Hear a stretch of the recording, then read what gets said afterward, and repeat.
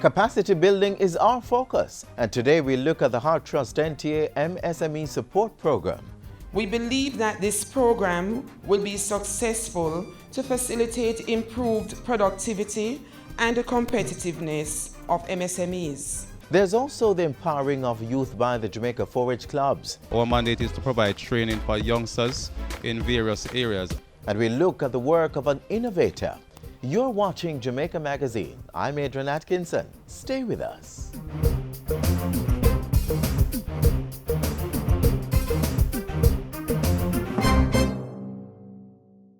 PBCJ Symposium 2016. Public Broadcasting, Agenda for the Future. Come and join PBC Jamaica as it hosts its first symposium at the Jamaica Conference Center, October 18 to 20, 2016. Grab your chance to interact with internationally acclaimed and local media practitioners, students, communication consultants, policymakers, and regulators. Let your voice be heard in discussions about the role of public broadcasting in education and social issues. Learn about innovative digital technology and public broadcasting systems from the major players in the field, based locally and abroad. It's PBCJ Symposium 2016. Public Broadcasting, Agenda for the Future. For registration and additional information, go to symposium.pbcjamaica.org.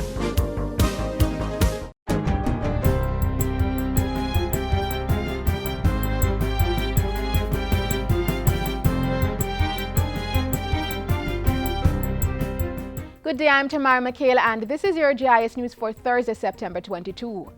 Jamaica will be pursuing debt for climate change swaps to boost its adaptation and mitigation initiatives. Making the disclosure, Prime Minister Andrew Holness said government will be tapping into funding pledged for climate change projects. There is considerable pledge of climate finance resources available, while at the same time, there is a persistent and unsustainable debt overhang in Jamaica, which creates a climate of vulnerability. This provides a groundbreaking opportunity to use climate funds to assist in alleviating both types of climate challenges. Mr. Holness was giving the keynote address at the 4th International Conference on Sustainable Development at Columbia University in New York on Wednesday. As he reiterated government's commitment to implementing the United Nations Sustainable Development Goals, the Prime Minister said it would be done in an integrated way. That is, being innovative in paying off debt while providing the atmosphere necessary for economic growth and job creation. In the Jamaican context, development goals have to be viewed within the context of high resource commitment to debt repayment, and the strategy to achieve that is through fiscal consolidation. The Prime Minister says government will be lobbying the international financial community to reconsider the island's middle-income status. While being quick to point out that Jamaica was not contemplating a debt write-off, Mr. Holness argued that the middle-income status has locked off the country from accessing development funding, which would help to clear high debt and improve growth. There are not many countries that fall within this category of high debt, low growth, middle income. And I believe that a special category within the categorization of middle income countries could be carved out in the similar way that they had the HIPIC initiative for highly indebted poor countries. A similar initiative with different facilitation could be done for highly indebted middle-income countries that would get them out of the stalled state. The Jamaica Constabulary Force JCF is now better equipped to effectively deal with members of the public. This as the United States government on Wednesday donated 3,500 sets of less lethal devices to the police force. These include batons, handcuffs, utility belts, pepper spray, and other devices. Police Commissioner Dr. Carl Williams says the items will become a standard part of police kits in the JCF, providing an alternative to the use of the gun as a first resort. These less lethal weapons, combined with the recently acquired body-worn cameras, will change the face of policing in Jamaica. In the end, this paradigm shift will enable our police force to demonstrate much greater respect for human rights, and that eventually should contribute to improved confidence in the JCF. Under the Less Lethal program, 26 police officers have received training from the Pasadena Police Department in the United States.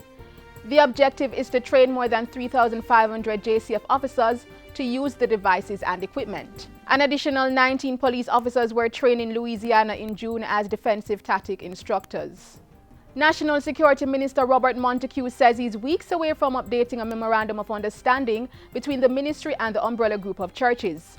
The MOU will govern the surrender of wanted persons or persons of interest and the treatment of illegal firearms to be handed over to the police. I want to use this opportunity to thank members of the clergy from all walks of life and all religions over the years who have played such a tremendous role in assisting law enforcement, in taking in wanted persons, in taking in weapons and ammunition, in just being a general partner to the police force, in observing and holding us to standards in terms of protection of human rights. Minister Montego says a similar MOU will be worked out with lay magistrates. Finance Minister Audley Shaw is attributing an increase in the number of employed persons between April and June 2016 to the growth in the economy. Addressing Parliament Tuesday, Mr. Shaw said there were over 40,000 more persons employed when compared to the same period last year.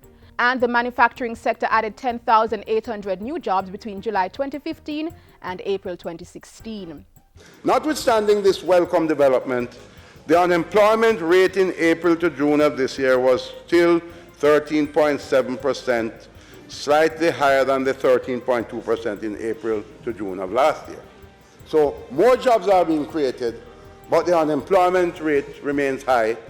And this is reflecting in part the fact that more persons, in fact, have entered the labor force. And that in itself, more persons actively seeking employment, which itself is indicative of a more hopeful and confident workforce. In the meantime, the finance minister said government will be broadening its poor relief efforts. Through PATH, the school feeding program, our support for poor relief, children's homes, golden age homes, the Career Advancement Program, and the National Youth Service. And finally, 2,500 early childhood institutions across the island are to benefit from a wide range of school supplies. The kits are as a result of a partnership between the Early Childhood Commission and the National Baking Company under its Little Leaders program. Education Minister Senator Ruel Reid and State Minister Floyd Green participated in a learning kit packaging exercise on Tuesday at the National Baking Company. It's important that we start them right, and we know there are a lot of parents across Jamaica who can't afford these materials. A lot of schools are without the necessary resources, and we are extremely grateful. We are very proud that the National Baking Company Foundation has provided this level of resource. We had to come to lend a helping hand to ensure that we say to Jamaica in a whole, early childhood education is serious business, it's very important. What are you doing to give back? And that's it for JIS News Today. I'm Tamara McHale. Thank you for watching.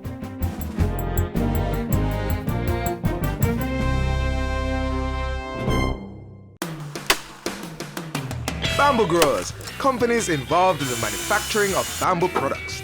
Get registered with the Bureau of Standards Jamaica.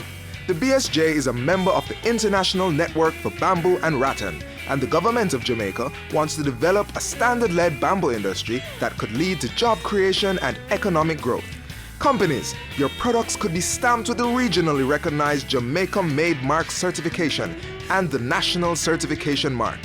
Get registered and receive quality training and international certification. For more information, call the Bureau's Special Projects Department at 926-3140 or visit the BSJ at 6 Winchester Road, Kingston 10. Micro, small and medium enterprises are benefiting from a support program that's being carried out by the Heart Trust NTA. We tell you more in this next feature.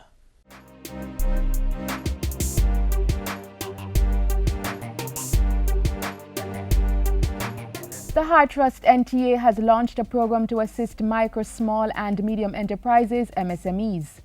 Through the MSME support program, these businesses will get help to expand and improve their operations. The initiative was launched in late July 2016, and officials are expecting good returns from the investment. Our decision to target micro, small and medium enterprises, MSME, is strategic and deliberate. We believe that this program will be successful to facilitate improved productivity and the competitiveness of MSMEs. It will also lead to more employment and wealth creation, provide increased access to capital for young entrepreneurs, help in the formalization of business, and also improve corporate governance. A very important move when one considers the many hurdles MSMEs face, such as inadequate funding and limited technical, human and institutional capacity.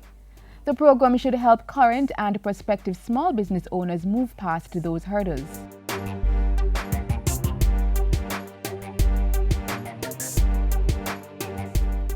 Through the entrepreneurship clubs, learners are afforded the opportunity to develop business ideas while being exposed to various aspects of entrepreneurship.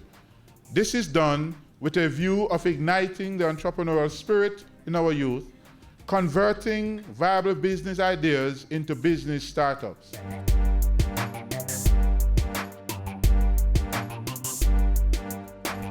The program was designed specifically for trainees of the Trust and aims to promote innovation, foster the creation of sustainability of startups, and create employment. Qualified trainees may receive grants of up to $400,000 to procure tools and equipment needed to start or improve their business. Trainees entrepreneurs also benefit from 18 months of business development support to improve the viability and sustainability of their businesses.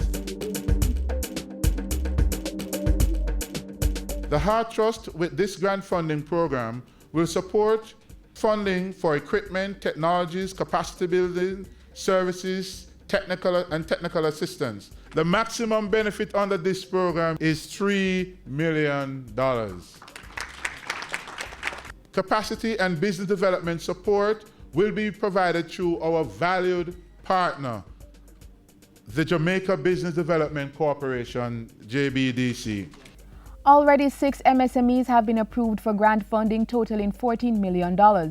They are Jamaica Transport Services, Synergy International, Professional Outsourcing Solutions, Honeyvera, Fraser Ceramic, and EnvironMed.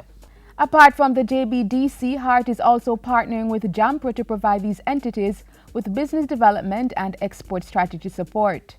Assistance is also coming from the Ministry of Industry, Commerce, Agriculture and Fisheries and the Ministry of Education, Youth and Information. I am fully in support of this initiative to sensitize and re-socialize the Jamaican landscape of the importance of entrepreneurship, the importance of technical education, the importance of developing workforce capacity, the capacity of our people to transcend just preparing for a job, but be able to be job creators. For one entrepreneur who is benefiting, the Heart Trust NTA MSME support program has made her life much easier. Entrepreneurship is a very lonely space. It's lonely. And it becomes accentuated on a Friday, when you have your payroll, and you look at your bank balance, and the two don't meet. On a Wednesday, when you go downtown to pick up a check, and you hear, it's not signed yet. It's ready now, but it's not signed yet. At the end of the month, when you look at all the income and the expenditure, and they match, and there's no money left to grow the business, to take it to the next level. It's lonely, but today, that journey became a little bit less lonely. It did. To learn more about the Heart Trust NTA MSME support program and its eligibility requirements, visit their website at heart-nta.org or contact Cheryl Stewart, Manager of Entrepreneurial Skills Development at 970-4435 or 928-130122.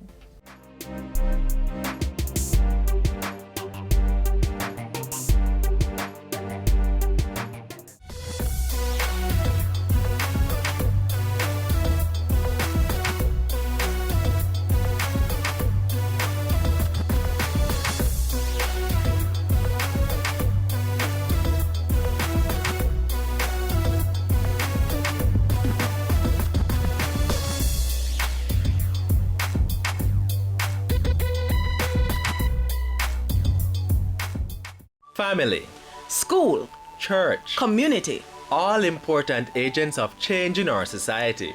They influence what we think about ourselves, our surroundings, and how we see the roles of males and females. Let's all work together for equality for all Jamaicans. Let's make Jamaica a place where both males and females have equal access to a good education, good jobs, the best healthcare, and opportunities for the good of the country.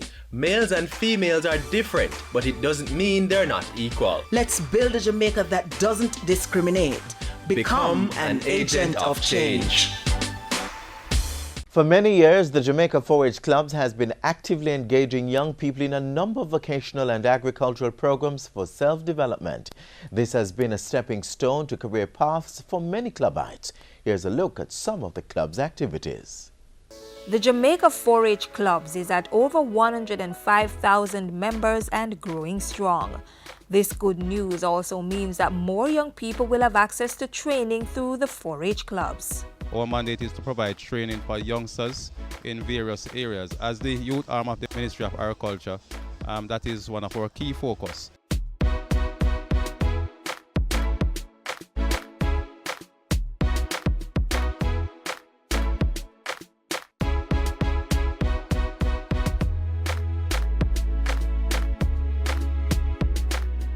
With the majority of its membership in schools, the Jamaica 4-H Clubs has been engaging students in both theory and practical skills in many areas. These include the care and management of livestock and small ruminants, agricultural production, agro-processing, home economics, hospitality, clothing and textile, and even aspects of engineering. All this is geared at preparing the youngsters to take on just about any career that may be connected to agriculture. Take, for example, Sosna, who is involved in poultry care and management. She believes the training by the 4-H clubs provides a critical platform for achieving her goal. At this point, I'm in grade 10. I do agriculture science, my career choice is an health inspector. So it's really going to help me to be what I want to be and be productive and successful in everything that I do. Poultry care, production management teaches you a lot of things. You know how to label the chicken, you know the different diseases that can affect your chicken. In addition, she learns how to build a poultry house, how you feed them, and how to document data and manage records. So by the time she's ready to inspect a poultry farm, Sosna will know what to look for. For instance, going out into the working field, you see the poultry, you go there and you say that they are not they don't performing good sanitation, so therefore at that point you know the different measures you can take and you know that yes, that is not right and those stuff, so you can tell them and give them that good explanation about it. Other 4-H clubites believe that the level of training helps to bring more clarity to their schoolwork. It helped me a lot in my agriculture work and to improve and know about farm animals. Pertaining to the areas of science, I think it will help them when the teachers touch on that topic. Staying true to its mandate of providing training, the Jamaica 4-H Clubs has also encouraged and facilitated the formation of 4-H community clubs. Young people leaving school are channeled here to further sharpen their skill sets. Meanwhile, those with academic potential are streamlined to tertiary institutions such as the Ebony Park Heart Academy, College of Agriculture, Science and Education, or the Nakalva Agriculture School. This is facilitated by way of grants and bursaries. Between 2014 and 2016, 107 agriculture scholarships were issued under the Rio Tinto program. I commend the Board of Trustees of the Rio Tinto Foundation for, in the last 3 weeks, doubling the resources to provide agricultural scholarship for young people. And what this means, we will be offering a lot more than 107 scholarships. Clubites are urged to get involved in the Youth in Agriculture initiative, as this is a prerequisite for scholarships. Information can be obtained at 4-H Clubs parish offices. And for those going straight into farming, they will also be provided with input support for agricultural enterprises and cottage industries. The 2014 to 2016 period also saw some 640 youth from rural communities being trained in heavy equipment operations, small equipment repairs, housekeeping, and apiculture. They were all certified by the 4-H clubs and Heart Trust NTA, with many of them taking up jobs in Canada, other overseas programs. For training opportunities, we set a target of 210,000. We are currently at 313,000. So we have exceeded our target by far. It is crucial for us to use the tool of youth entrepreneurship to provide opportunity for our young people to escape the chains of poverty and crime. Yes, the Jamaica 4-H clubs also engages its members in public speaking as part of the holistic personal development program. There is also drama. Anyone know what this is? Yes, pumpkin! My grandma had a farm. She plants melon fruits and vegetables on it. Table setting, towel folding, and so much more. Here's what the youngsters have to say about the 4-H clubs. It's a fun club and it teaches a lot of things about life, and it also helps you to build self-confidence, bring you out into the world and let you explore the world. It teaches you a lot of stuff about agriculture, home department, your hands, your health. Yes, and it expounds on everything that you do in this world. It can carry you forward agriculture-wise.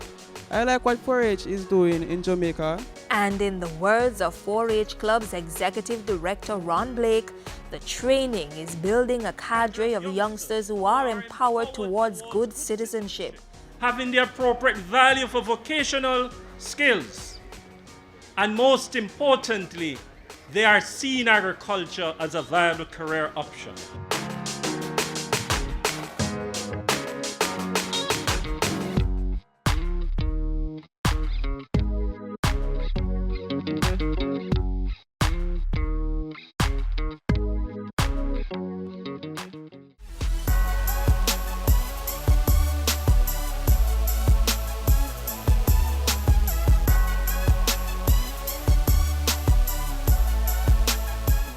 Applications are still open for the Ministry of Science, Energy and Technology National Innovation Awards 2016. Closing date for submission is September 30. Mail or deliver your applications to Mrs. Andrea Carr, Coordinator Innovation Awards Secretariat at the Executive Director's Office of the Scientific Research Council, P.O. Box 350, Hope Gardens, Kingston 6.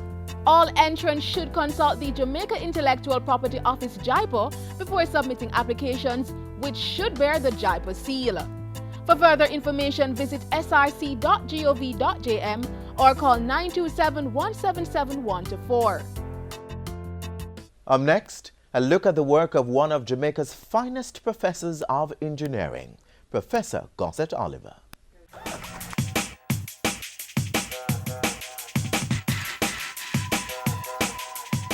To know Professor Gossett Don Oliver is to know a man who isn't afraid of hard work. The Kingstonian started as a production engineer in the United Kingdom. You could say that's where he began to dabble in metallurgy or material sciences. He then moved on to Nigeria, where he lectured at Kaduna Polytechnic, focusing of course on the engineering discipline. And later, he was recruited to be the head of the engineering department at the College of Arts, Science and Technology, now the University of Technology Jamaica, UTech. This further led to his work in tribology. Professor Gossett Oliver is currently Vice President at the School of Graduate Studies, Research and Entrepreneurship at UTech.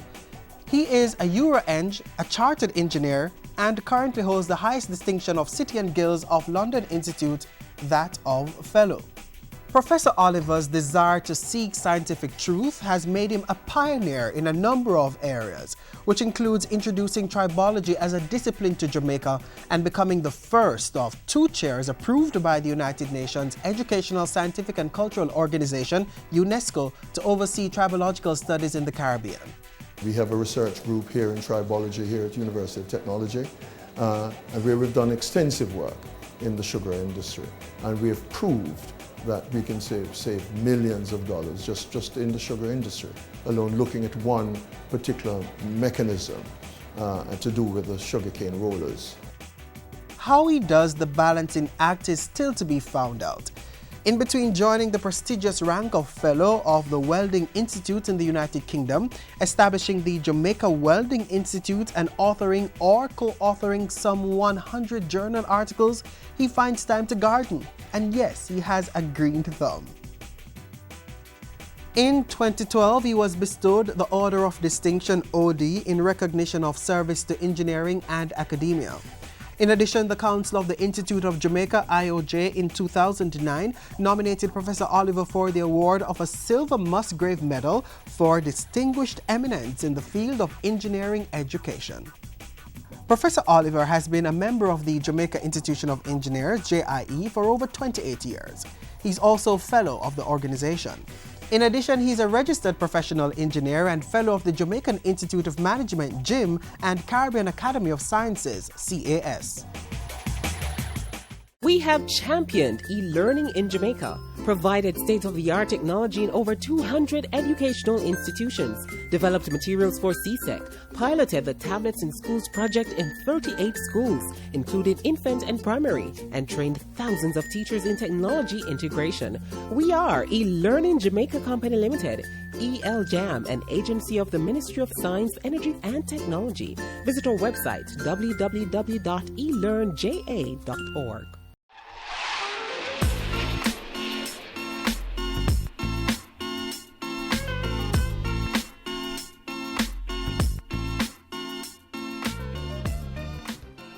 That's how we close the pages of Jamaica Magazine for today. But another edition will come your way tomorrow. Until then, just connect to our website, jis.gov.jm. And while you're online, send your feedback to Jamaica Magazine at jis.gov.jm or tweet at JIS News. On behalf of the entire production crew, I am Adrian Atkinson. Walk good.